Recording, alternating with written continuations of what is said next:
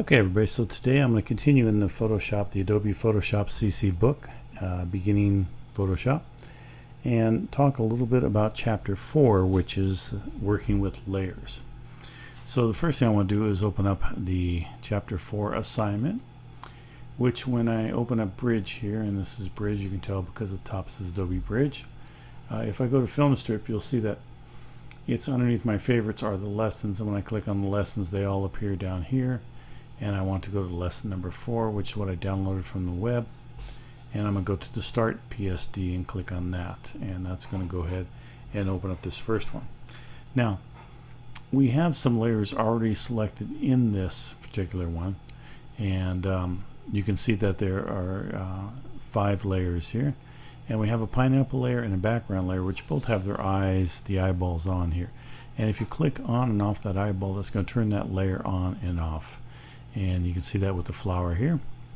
And some layers are a locked layer, which is what this background is, and generally a background layer is a locked layer.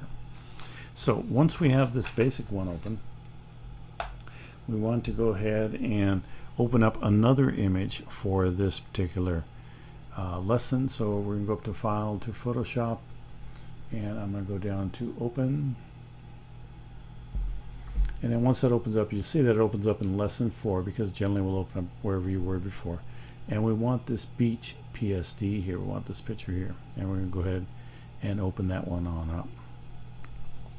Now you notice that this particular one came in has a layer, and layers can be converted to background layers, and background layers can be converted to layers. Now the thing about background, and if I go over to this first one here, yeah, let me get a pointer here. You can see that a background layer, it cannot be moved. You can't move that any place. It always stays in the bottom.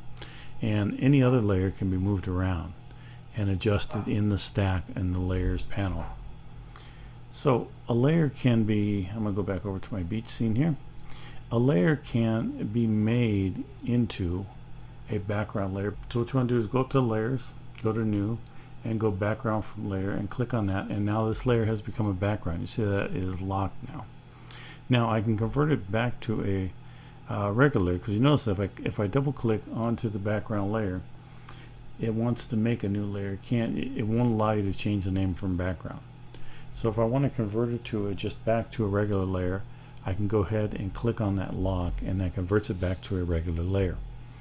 Now when I double click on the layer name, now you want to click on the layer name, because if I double click over here, you'll see that my layer style panel comes up. And if I double click on the thumbnail, I also get layer style panel. So I want to double click on the layer name right there, and we're going to name this one Beach. And then I just click off at any place, and now it's named Beach. Now once we have this name Beach, what I want to do is I want to move it on over into this stack right here. So in order to do that, and sorry my computer's running a little slow here, the first thing I want to do is I want to go up to Windows, and I'm going to go to Arrange and go 2 up vertically, so they're side by side.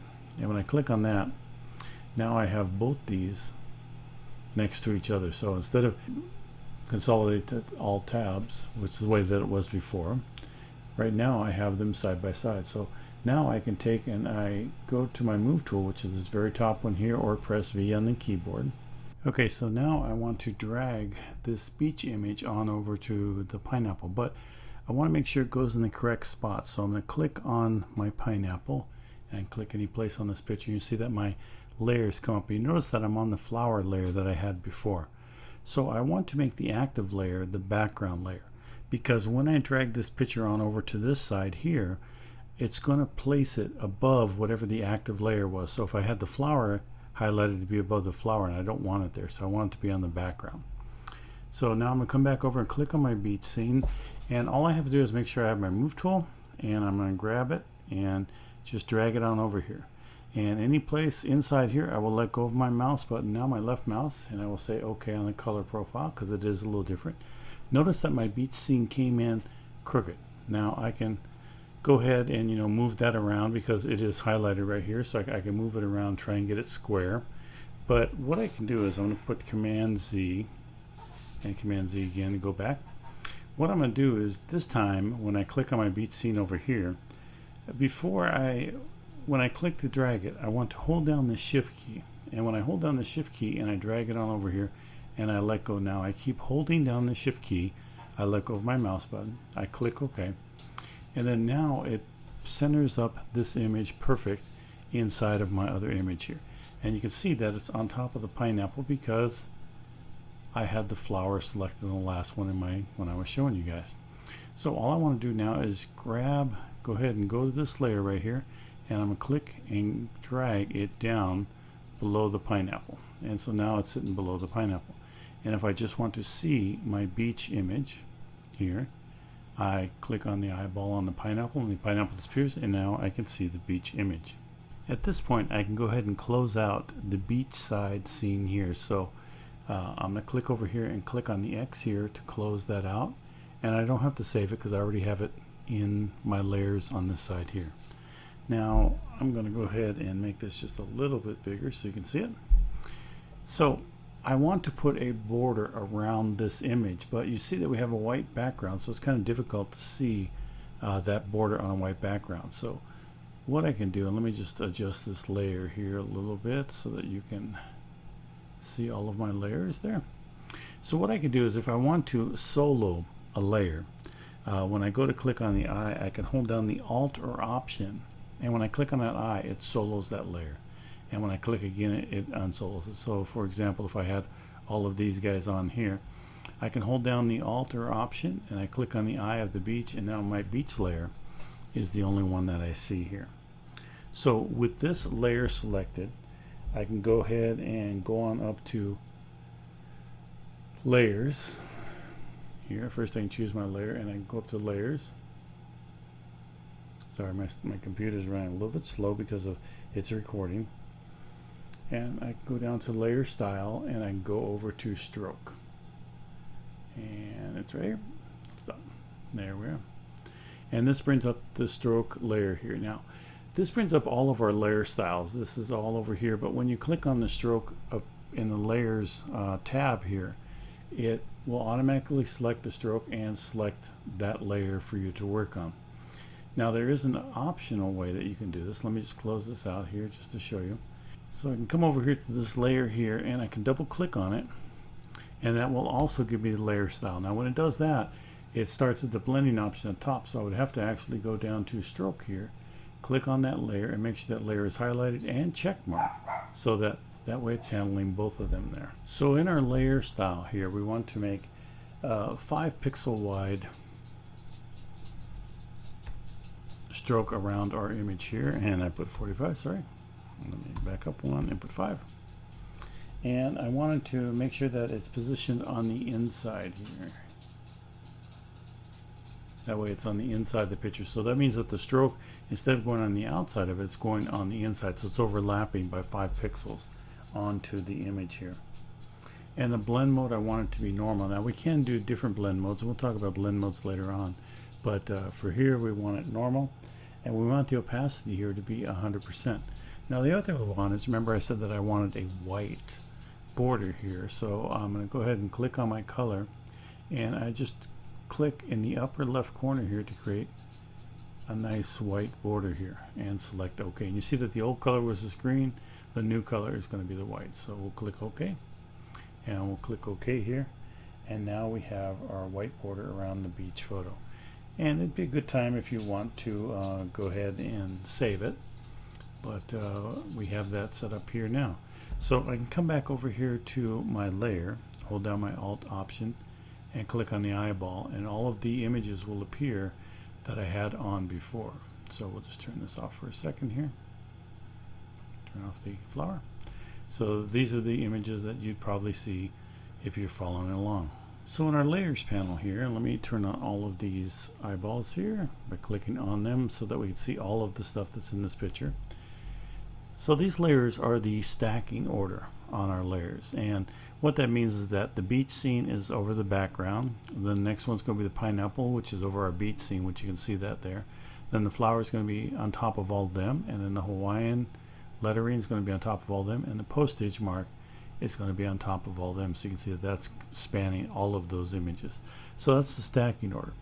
We actually want this beach to be above the pineapple here so that we can see it. So what I'm going to do is I'm going to left click, hold down my mouse button and drag it up. Let's see that blue line up here between the pineapple and the flower, and I'm going to let go of that. And now you see that I've brought this image up in the stacking order so that we see it before we see the pineapple there. And that's where we want it for this assignment, or for this part of the lesson. Now when I look at this postage stamp here, it's kind of dark. Most of the time when you see them, they're rather light. So we want to change this opacity so it doesn't look quite so dark. So in order to do that, I'm going to come up here to the postage and click on any place inside the layer here so that layer is highlighted. And I'm going to go up to this opacity here. And this opacity, I can go ahead and change that down if I want. I can just change the number if I like. Or if I move my cursor over the opacity, you see that becomes a finger with 2 arrows on either side. And I can drag it on down. So I can drag it on down to about 25, which might be kind of difficult to do depending on the sensitivity of your mouse. And in this case, I'm just going to highlight it and go ahead and type in 25 so it's exact. And notice that the opacity on this layer has changed, so that looks more like a posted mark than it did before, and that's what we want it to look like. So just by changing the opacity, we can change how stuff is represented in the stack, or how it looks or appears to us, and so it doesn't look like it's overly dark or just a brand new stamp there. So let's do a little bit with the blending modes here for these layers. So what I want to do is I want to change the blending mode on the pineapple here. So I'm going to go ahead and click off all these eyeballs here for these layers all above the pineapple here. And on the pineapple, I'm going to left click over in this area. Don't left click on the name, because that will change it.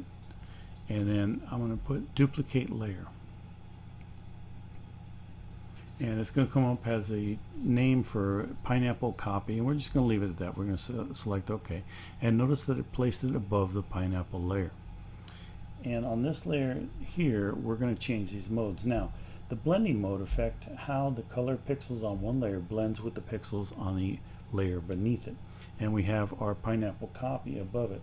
So what we're going to do is we're going to go ahead and change that blending mode on the pineapple. And we're going to come up here and click down, and we're going to go to overlay, which is right here.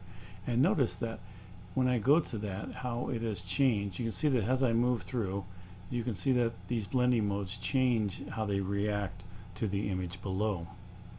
And when we hit the overlay there, you notice that it intensifies the color quite a bit, adds a little bit of contrast. So that's what we want to see. It makes the highlights brighter and the shadows a little bit brighter and a little bit more contrasty. So we have this as an overlay, and let me click the eyeball off and on so that you can see the difference as to what it did to the pineapple. And it made the pineapple much more saturated.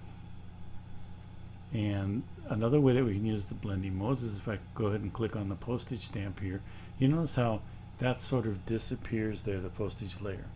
And what I'm going to do is I'm going to come up here to the postage stamp, highlight that, and you see that's on normal with 25% opacity. And I'm going to go ahead and take that and put multiply on this layer for the postage stamp. And you see, I don't know if you've seen how much that changed it, but it did a little bit onto how that reacts with the layer below it. See, as I drag through, it's rather light. Multiply looks pretty good. So multiply just darkens it a tiny bit, gives it sort of that worn out feeling. So multiply again works with a layer below as to how it appears. And let me just turn on all these others here so that you can see the final thing, and see how multiply sort of picks up some of that red color there in the flower once that flower comes in. And we'll just, if I can, turn it off and on. Sorry, I keep forgetting. See how it changes a little bit the way that those wavy lines look. It is affected by the layer that's below it. Now, next thing we want to do is we want to resize and rotate a layer. So we want to do that with the beach layer. So what I'm going to do is I'm going to turn off the lettering and the flowers here so you can just see the beach image. And I'm going to select the beach image layer. And going up to edit and go down to free transform right here. Now notice that you can also hold down Command T for the same thing. So now we have these little squares along the edges, ends, and the sides and bottoms of this image. And notice that our mouse cursor changes as we get towards them. We have an arrow here, and then as I bring it up, you see it's a double arrow. If I come over here, it's a double arrow straight up and down. This one's out to the corner, and as I move it out further, it becomes this angled arrow here, so that you can rotate it around if you want. Now what we want to do is we want to make this roughly 50% size. So the way that you can do that is come to a corner and grab a corner and bring it in. You'll see that it keeps the perspective, and we want to go down to about 50%. Now where I'm looking at is right up here. If you look here, you can see that we're at 53.9, and notice that when I drag this up or down, that those numbers change here. Now the other thing I do is, because these numbers are locked, I can just click on one of them and type in 50, and that gives our image 50%. Now the next thing we want to do is we want to angle this image a little bit. We want to turn it a little bit. So again, notice that my cursor inside the image is an arrow, and then as I bring it out here, it becomes a double arrow going out at 45 degree, and then I go out a little bit further and it becomes this rounded arrow. Now when I click and hold, I can move this back and forth. And so again, we want to go about 15 degrees, and you can see the number right there, and just move it right to about where it's 15. Now it's 15.1. You notice that if we come up here, it says 15.11. Again, I can just type in 15 to get an exact 15 degrees there. Now we want to tuck this in underneath this flower. So I'm going to go ahead and turn the eyeball back on the flower here. And I'm still with my move tool here. And I'm going to grab this, and it's actually still in the transform. And I'll bring this up till it looks about right here. I want to tuck that in right about like that. And this is close to where I want it. And once I have it in the position that I would like to keep it, I would just hit return to accept the transformation. So now this is set exactly where I want it to be, and we just went ahead and resized it and rotated a little bit. Okay, so our next step is we want to create some clouds here in the background. So to do that, we want to highlight the background layer here, and I want to create a new layer, which is going to be just a blank layer that's going to go right above the background. And to do that, I'm going to click on this new layer tab down here. So to do that, I'm going to click on the new layer tab down here, which I can't see because my recording stuff is right here in this area. So I'm going to go up here to layers and go to new and click on layer. And this is going to give me a new layer menu here, and layer number 1 is find color none, mode none, and I'm going to go ahead and press OK, and that's going to put layer 1 above there. Now again, I want this to be clouds, so I want to label my layers so that I know what they are. So I'm going to click on it, double click on the layer name, and type in clouds, and press enter to get them there. Now this layer is below the pineapples, below the beach, and everything there. So in order to show you what's going on with that layer, I'm going to go ahead and turn off these other layers above it here for a second, just so you can see that particular layer. So with all the other layers off, we just see the white layer, because you can't see this layer here. When I turn off the background, you see that it's a transparent layer at this point right now. But what we're going to do is we're going to go ahead and fill that with color. So over here in my tools panel, I have this little swatch that I can click on right there, and I can actually go up to the swatches here, and I want to pick out light blue. Let me see if I have a light blue available here for me, and I may not. So we'll just click on a light blue color. Well, the other way that I can do it is I can just type in the numbers that would make a light blue. So 48 on red here, and then on the green I'm going to go 138, and then on the blue I'm going to go 174. There we are, and we have that light blue, so I'm gonna click OK. And so now we have that light blue color into our foreground color here. So I'm gonna go up to filters, click on filters, go down to render, and in render we have what's called clouds. I'm gonna click on the clouds, and when I do that, because I had the blue and the white here, the clouds are rendered out with a blue and white sky looking clouds. So now when I go ahead and click on all of my eyeballs and get everything back in the picture, you see that we have a nice blue sky back there that we just created. Okay, so now we want to drag in an image. Now in Photoshop you can actually drag in an image from the Finder menu in Windows or Mac, and the way that you can do that is you can just select the image and drag it over. So what I'm going to do is I want to go above my pineapple copy here. That's I want to drag that image so it's above the pineapple here.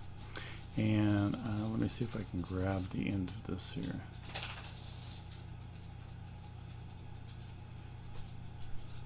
Yeah, there we go. So I'm moving Photoshop down a little bit, and this is my Finder window for lesson 4 up at the top here, and you can see that we have these other flowers here. And so I want to drag this flower over and just drop it into Photoshop. So what I'm going to do is I'm going to grab it, and again I'm left clicking with the mouse and just dragging it over here. Notice that my mouse cursor is changed to a plus, and so when I let go of it, the flower appears in my in Photoshop. So that's one way to drag it on over into Photoshop if you have images. That's, you know, another way of getting the images over here. Now this flower, it automatically comes in with transformation, free transformation, and I'm going to drag it down to the bottom here so it's just poking in. I got to go slow because again my screen is being recorded and I'm using a lot of processing power here with this transformation there. So I want the flower to be right about there. That looks about right. And once I have that, I can go up here to this button right here for the transformation to accept it, and when I click on it, it accepts that. Now notice that this has made it a smart object. This allows you to resize it, do all kinds of stuff with it, but it keeps all the original data so you don't lose anything. So like if you cropped with it or did anything to it, it allows you to adjust it down. And we'll talk more about smart filters here in a little bit, or smart objects in a little bit. But for this lesson, we just want to get that flower position right there, and that looks good. Okay, so the next thing we want to do is add some text here. We're going to add a text layer. Now the text layer creates its own layer whenever you click on the text tool. So what we want to do is we want to make sure that no layers are deselected, or no layers are selected now. We want to deselect them. So what I do is go up to the top here to select, go down to deselect layers, click on that, and you see that none of our layers are selected over here. Now I can go click on the horizontal type tool, and I'm going to come on over here and click any place, and you see that we have verbiage come up inside there. Now before I start typing, what I want to do is I want to change the text to what I want. So if the window is not already in your panel here, you want to go down to characters and click on that, and you see that I have a little character window here, and you want the Birch standard here, which should be on most of them. And you see as I go through, you see that the verbiage changes, or what verbiage that is in there, and we'll just click on that. And so the book has some sizes for you. So you want the regular font, which is what it already is. We want the size of this font to be 36 points. So we click the down arrow and get 36 points. And the tracking, which is the distance between the letters here, we want them to be right about 250, it says. So we'll go 200 in the book, but I'm gonna go ahead and highlight this. And again, you can do the same thing. You grab this area over here and change it to 250, or you can just highlight it and type in 250, and that makes it a little bit easier. So we want to click on a swatch that is a grass color, And I don't know that, let's see, we got dark green, and I don't know that we have a darker green. Let's see, do we have a grassy green? I don't see one here in my group. Now it calls for grassy green, but we'll pick a color that looks like maybe a dark yellow green. Might be a nice grassy green for us to use. And then we want to go down here, and these are little extras that we can put on there. Now you see that when you hover your mouse over there, it'll say faux bow, which bold, full hard word for me to say. Faux bow, bold, faux bold. Try to get it for you. And then I want to click on the all caps button here. And I'm going to click this off here because we really don't want that on. And then we want to select crisp for the edges here. All right. So with all those selected, now we're going to type. There we are. So I double click, triple clicked on that to highlight everything. And I'm going to type in Island Paradise.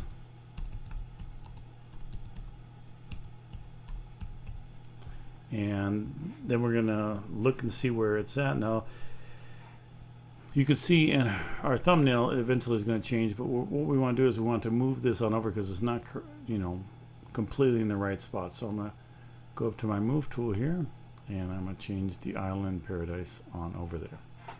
So you may come across the fact that your Island Paradise may not go the full length of the Hawaii there, and if it doesn't, just go back on up to this point right here, which is our distance again. And I was supposed to have 250 in there, and I had 150. So now this is going to look more like the example that's in the book. And we'll set that right there, so that's all matched up. Now what I'm going to do is I'll get rid of the backgrounds here so that you can see a little bit of what that says there, make it a little easier to line up everything. And feel free to do that. Don't be afraid to click on or off the eyeballs so that you can see how the pictures look, and then also click them all back on so that you can see exactly how it's all shaping. But if you have a hard time seeing that, that's one way to do it. So right now what we want to do is add a gradient to this Hawaii because it looks okay, but we can spruce it up a little bit.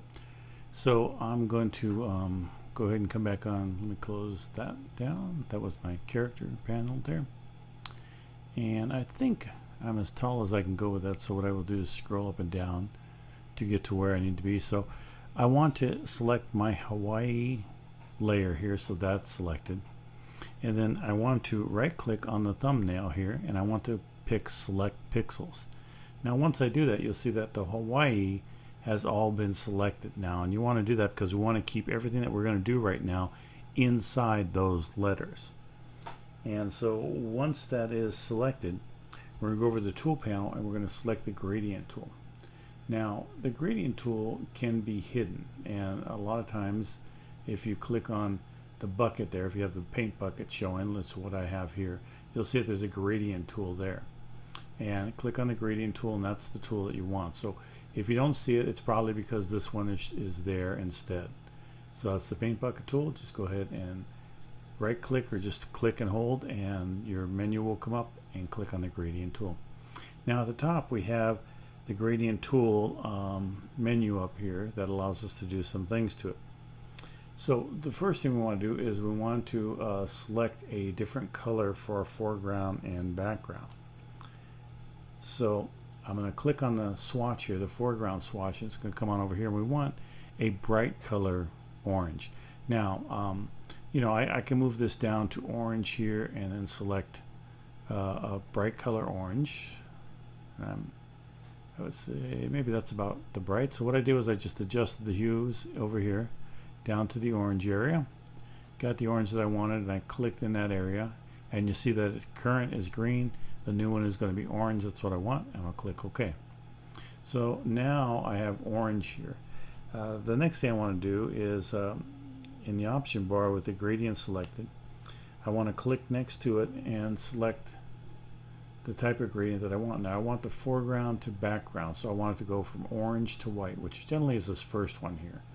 Now if you want, you can also ask for it to be, let's see, I think we can do text only, which is foreground to background, and then have small thumbnails with that. And let me see if we can do something else here. Small list, large list. Let's see. There we go. So you can make this list here so that you can view these and not just the thumbnail view. So that tells you foreground and background, and you can select the exact one that you want, which is our foreground to background. So now it's going to go from orange to white is what our gradient's going to do. And you click any place and that will disappear off of that. So this is my gradient tool here, and what I can do is I can set this tool any place, and I can even come down from down here if I want to, but generally right below, and I'm going to bring it on up and let go, and you see that it starts to put the gradient there. Now notice that the gradient is in a circle here, and the reason for that is that up here I have the circle selected, and you actually want the linear gradient selected. So now what's going to happen is when I make my gradient, it will go across wherever I select. So depending on how high, and you can change it, but depending on where you stop. So when I click and drag, if I drag it all the way up, you see that it adds a gradient all the way through. But if I click and drag halfway up, you see that it segregates the gradient down there. So just pick a gradient that you want. I think the book wants you to have something close to this right here, where we bring it up almost from the bottom to the top of the letter. So when I click down here and I bring up the top of the letter and let go, this is the gradient that I get. And once you have that, we can deselect that. So we go up to select and go down to deselect here, which is also Command D for hotkey, and click on that. And now we have our layer gradient. Okay, so now we want to add some layer style images. So I'm going to press Command 0. Let me make sure I'm on this, Command 0, and maybe a little bit smaller than that.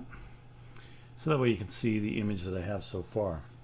Now I'm gonna select the Island Paradise here, so that way this layer is selected, and I'm gonna want to go to Layers, Style, and Drop Shadow. So I come over here to Layers, and I'm gonna go down to Style, and I always have a hard time finding them in these right there, and then I'm gonna go down to Drop Shadow, which is right down here at the bottom, and click on that.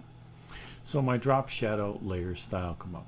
Now, as I said before, I can double click on this and that brings up the same one. That's generally the way that I go about it. It's just a little bit shorter and quicker way to do it. So we have our drop shadow, and we have the structure of our drop shadow here. And you can see that on the Island Paradise there, that drop shadow is really a little large here. So we're gonna fix that a little bit. So we do want to use the multiply blending mode. We do want it to be black. We want our opacity more like 75% or somewhere in that range there. And we want to set our angle at 78 degrees, which is what it is here. And we're going to click on this Use Global Light.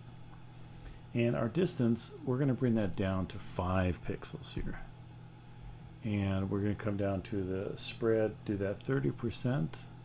And the size, we're going to go ahead and reduce that down to 10 pixels here.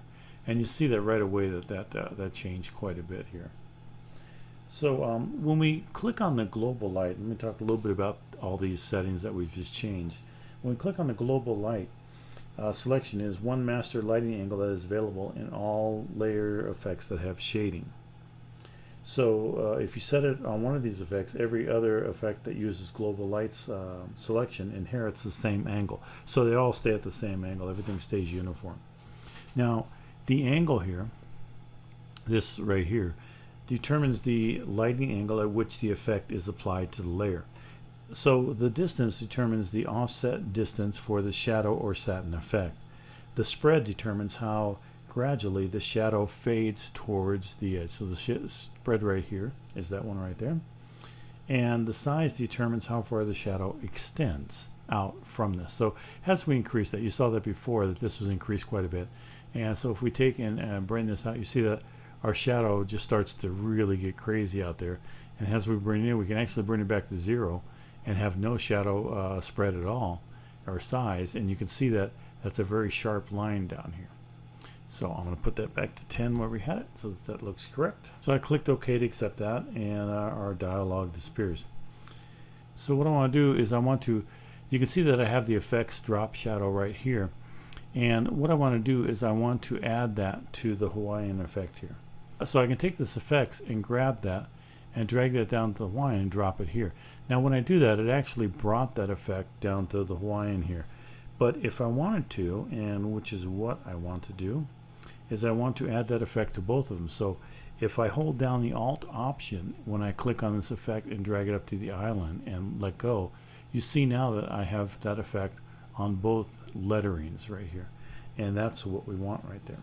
So with both these effects on here, we sort of, the Hawaiian looks kind of strange, and what we want to do is add a green stroke around the Hawaiian.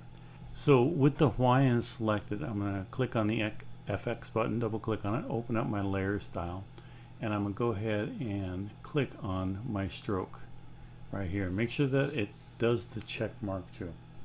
So on the stroke, what I want to do is I want to make it about 4 pixels, 4 or 5 pixels. We'll put 4 there, so we keep what the book has. I want it to be on the outside, so that means that the stroke that's going to go around all these letters are going to go on the outside of those letters there. And the blend mode is I'm going to keep that as normal so that it's a solid color.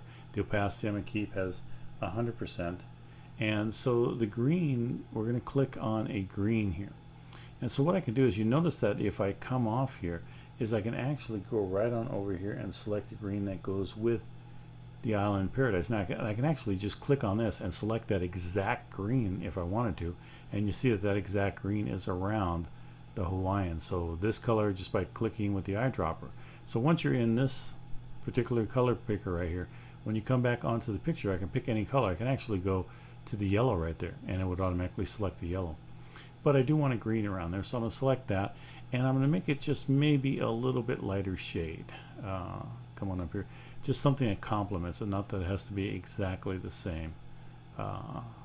Maybe right about that, like that. I think that looks better than having it so dark. And that's, you know, up to you to decide which one you like or how you like it to be. So I'm going to click OK on that and click OK here.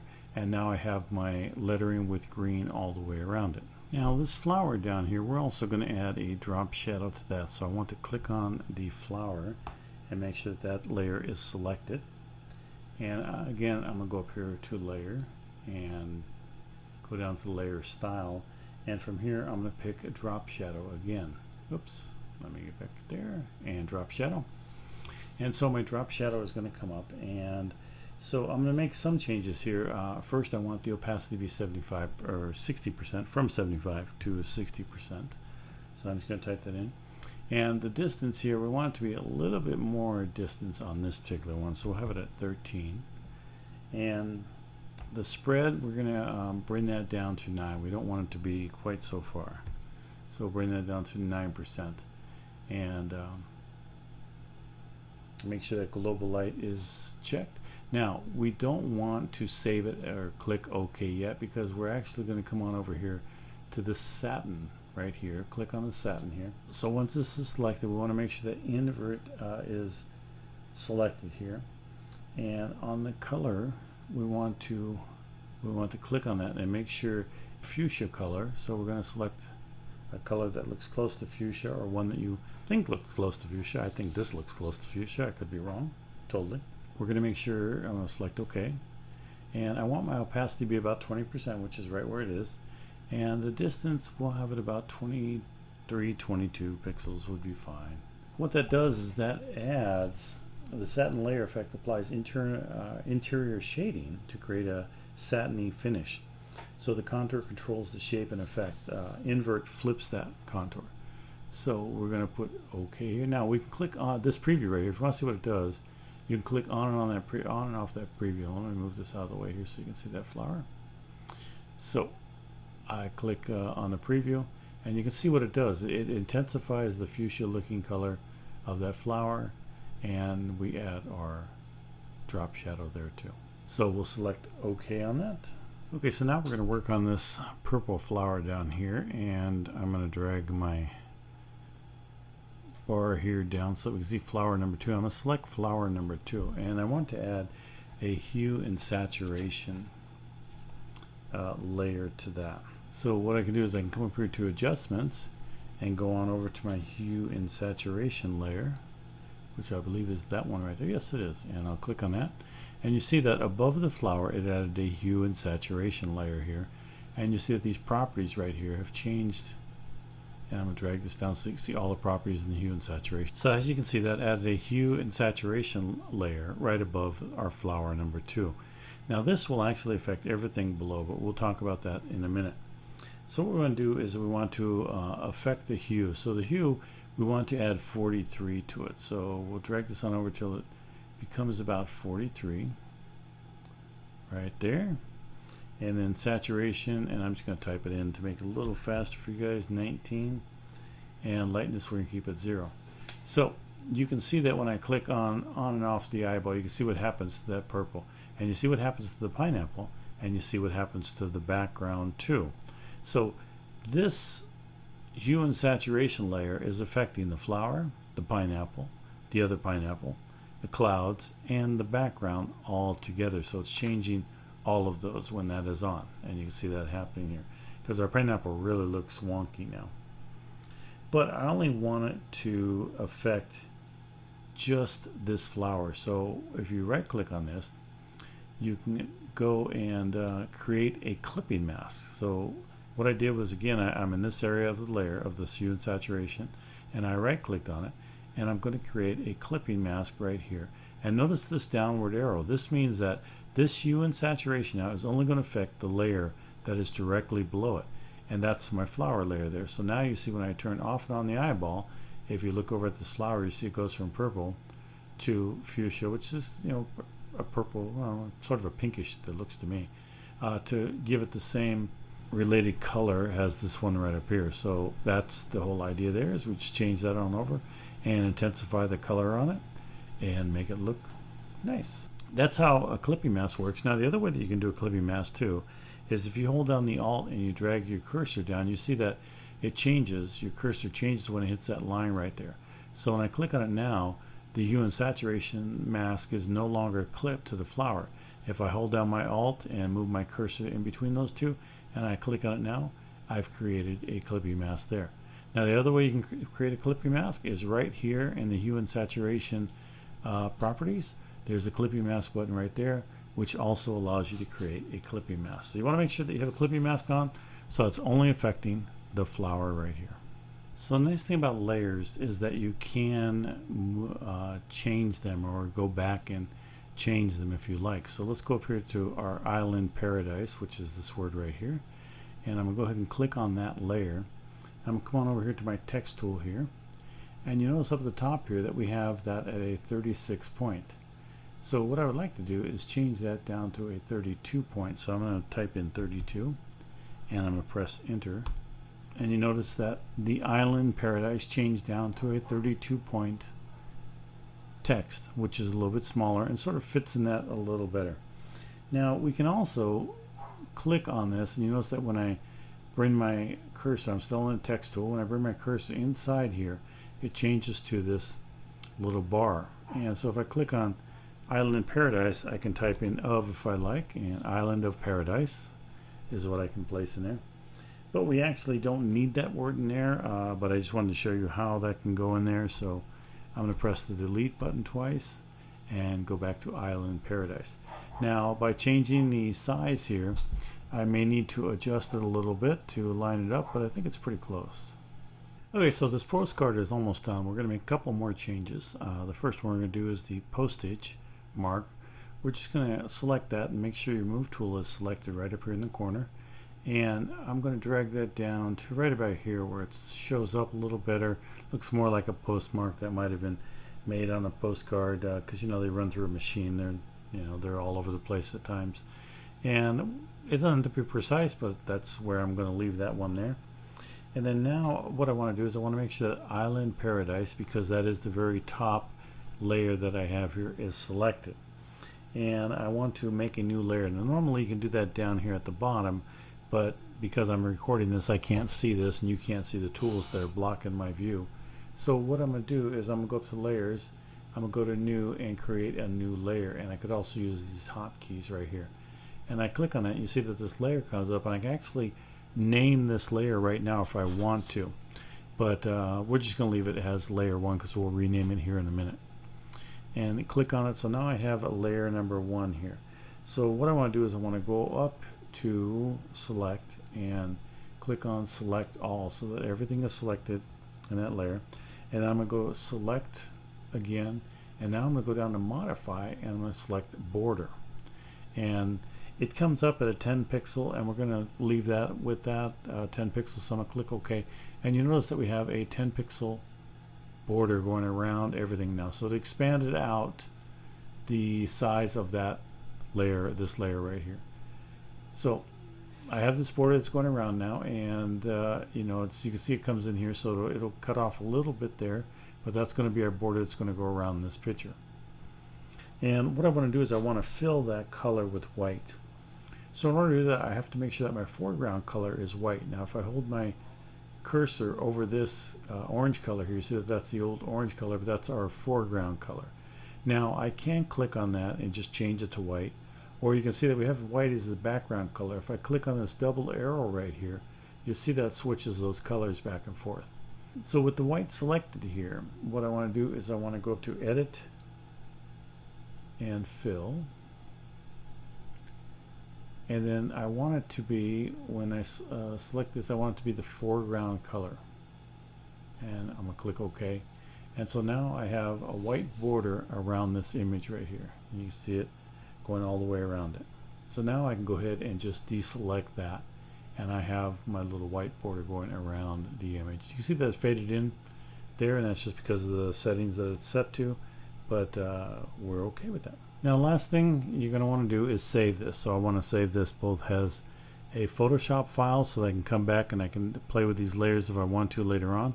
And I also want to flatten the image, and I'm going to show you how to flatten the image and show you why sometimes you want to do that. Now when you save as and you make it a JPEG image, it automatically flattens it for you. So you don't necessarily have to flatten the image, but we'll take a look at what that does. So down here at the bottom here, I'm going to click on this arrow here. I'm going to go to document size so that we can see the document right now is 40.7 megabytes, 2.29 megabytes there. Has the sitting, but with everything combined there, we have a 40.7. So before I flatten this image, what I want to do is I want to go up to File and go ahead and save it. Now notice that I've already saved it once as a working file, working PSD. And but I'm going to go ahead, and if I just press save, it will save all the current settings at this point right here. So now that that's saved as a PSD file, as a Photoshop file, I want to go ahead and flatten the image. So what you can do is you can come up here to Layers and go down to Flatten Image, and we'll click on Flatten Image here. And notice that the image has flattened down into one image. And you notice now that the size of the document flattened is what it was before, 2.29. So we've gotten rid of what we had before, which I'm just going to put Command Z so that we can see what that is, which is 40.7. When we flatten it, it goes down to 2.29.